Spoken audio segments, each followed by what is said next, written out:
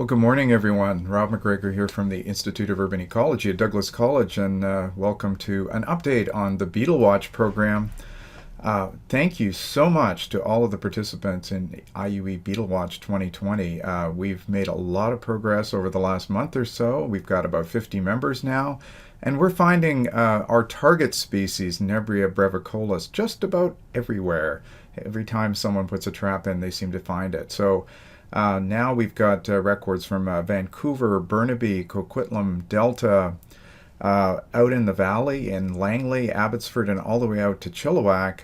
And we even have a couple of records now from Vancouver Island, from Comox and Nanaimo. So this beetle is definitely out there and getting around.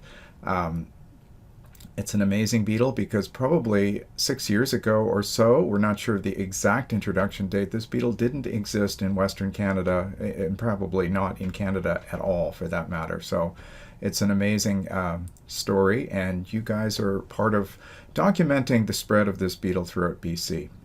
So this is a remarkable program because a few weeks ago, we didn't know that much about how broadly distributed Nebria brevicollis was in the Vancouver area.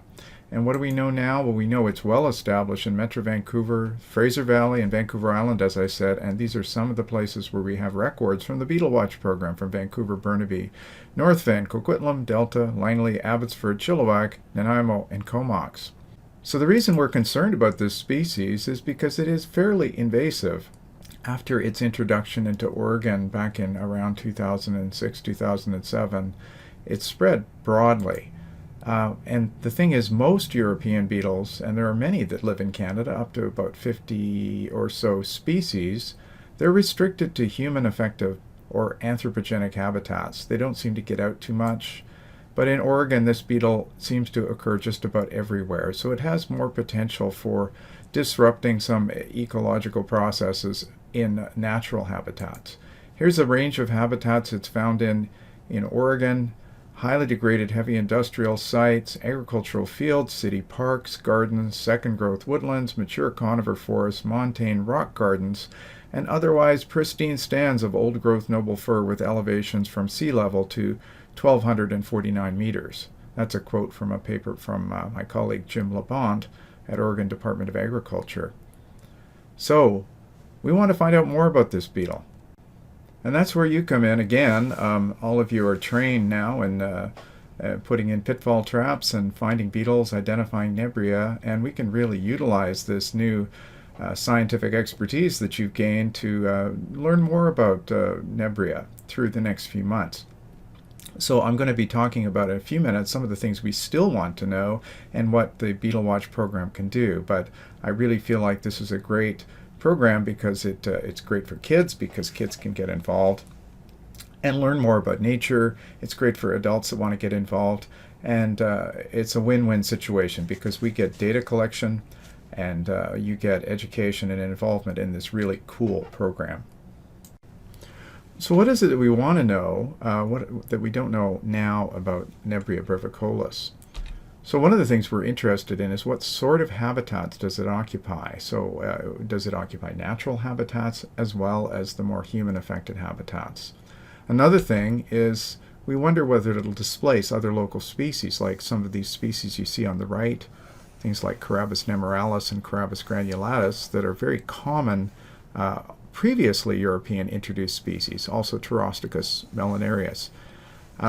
Or will it displace other local species like these native snail-feeding ground beetles that you often find in local forests like Scaphanotus angusticolis?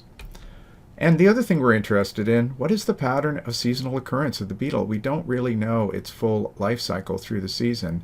In Europe, Nebria brevicollis has been documented foraging under the snowpack in the middle of the winter. So we don't know if that happens here or not. We'd kind of like to know.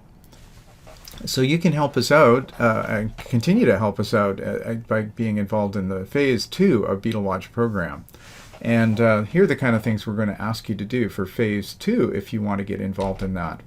First of all, it's pretty simple. Just keep trapping the beetles and counting them, and keep doing this over the winter. This requires probably having a little notebook and keeping track of the dates and the numbers of beetles that you catch. And that way we'll have some idea of the seasonal abundance and the seasonal occurrence, in other words, the life cycle of the beetle as it moves through the winter. Another thing you can do is to try and identify the other beetles that you catch, and we can give you some help with this. If you upload photos, we may put some identification aids up for a variety of other commonly found beetles that you might see locally.